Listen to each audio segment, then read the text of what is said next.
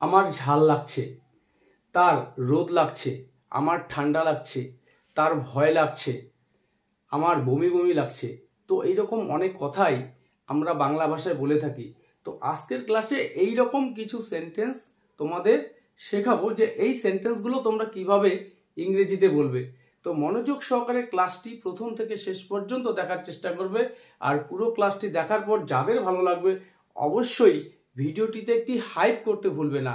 তো যেই সেন্টেন্সগুলো আজকে আমি তোমাদের শেখাচ্ছি, যে আমার ঝাল লাগছে, তো এই সেন্টেন্সটা আমরা কিভাবে ইংরেজিতে বলবো। তো আমার ঝাল লাগছে, মাই mouth is burning. My mouth is burning, আমার ঝাল লাগছে। অথবা এই সেন্টেন্সটাকে এভাবেও বলা যায়, আই এম ফিলিং স্পাইসি। তো আমার ঝাল লাগছে, মাই মাউথ ইজ বার্নিং। তার ঝাল লাগছে, হিজ মাউথ ইজ বার্নিং। এইভাবে আমরা সেন্টেন্সগুলোকে বলতে পারবো। পরের সেন্টেন্স, আমার ঠান্ডা লাগছে। তো এই সেন্টেন্সটাকে আমরা কিভাবে বলবো। তো I M freezing. I am freezing অর্থাৎ আমার ঠান্ডা লাগছে।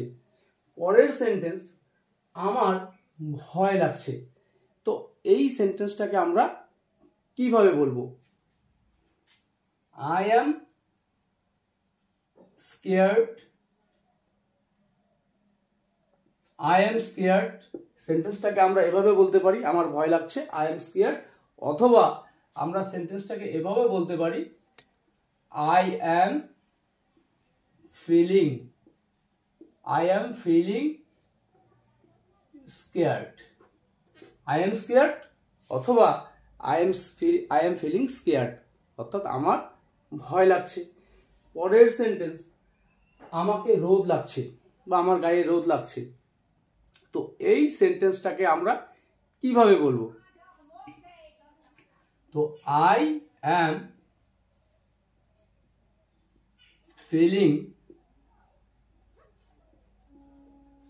সানবার্নড। আই এম ফিলিং সানবার্নড অথবা I M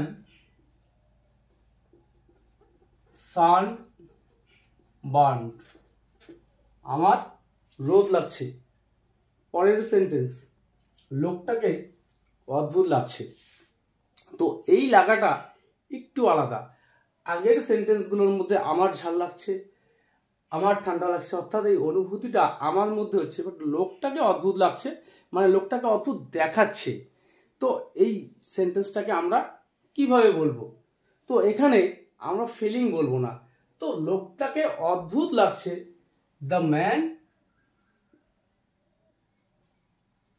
man is looking.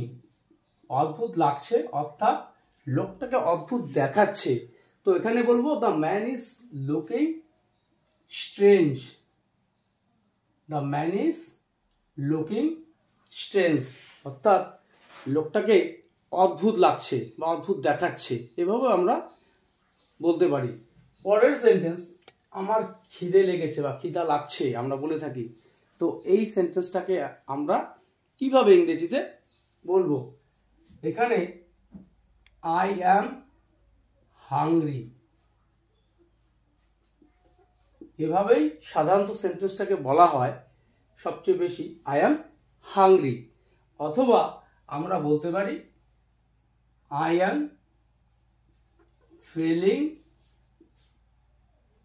Hungry. I am hungry অথবা I am feeling hungry, but I am hungry এভাবেই সাধারণত সেন্টেন্সটাকে বলা হয়ে থাকে। পরের সেন্টেন্স, আমার পিপাসা লেগেছে বা আমার জল তেষ্টা লেগেছে। তো এই সেন্টেন্সটাকে আমরা কিভাবে বলবো। তো এই সেন্টেন্সটাকে আমরা বলবো I am thirsty. I am thirsty অথবা এই সেন্টেন্সটাকে আমরা বলতে পারি I am feeling, I am feeling thirsty, I am thirsty অথবা I am feeling thirsty, অর্থাৎ আমার জল তেষ্টা লাগছে বা লেগেছে। তো পরের সেন্টেন্স আমার খারাপ লাগছে।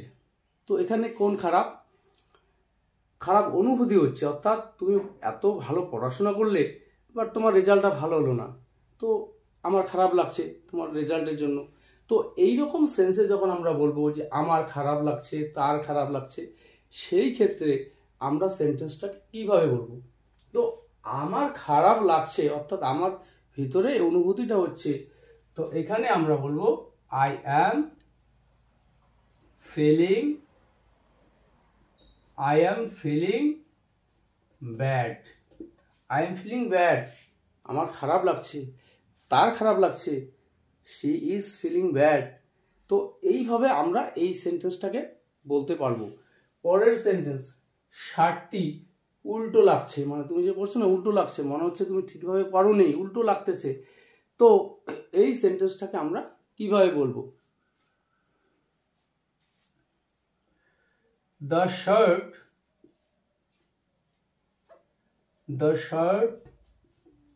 is, এখানে লাগছে বলতে উল্টো দেখাচ্ছে, তো এখানেও আমরা ফিলিং না বলে বলবো looking. The shirt is looking,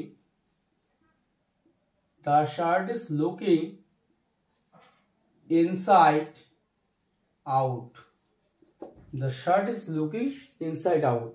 তো এই ইনসাইড আউট এই কথার অর্থই হচ্ছে উল্টো। তো এটা সাধারণত পোশাকের ক্ষেত্রেই ইউজ হয়ে থাকে, উল্টো উল্টো পোশাক। তো শার্ট হতে পারে, প্যান্ট হতে পারে, টুপি হতে পারে। পরের সেন্টেন্স, আমার বমি বমি লাগছে, এই সেন্টেন্সটাকে আমরা কিভাবে বলবো?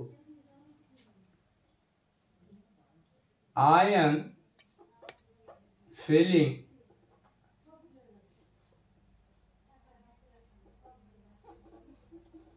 feeling nauseous, I am feeling nauseous অর্থাৎ আমার বমি বমি লাগছে।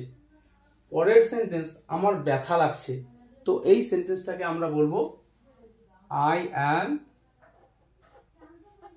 feeling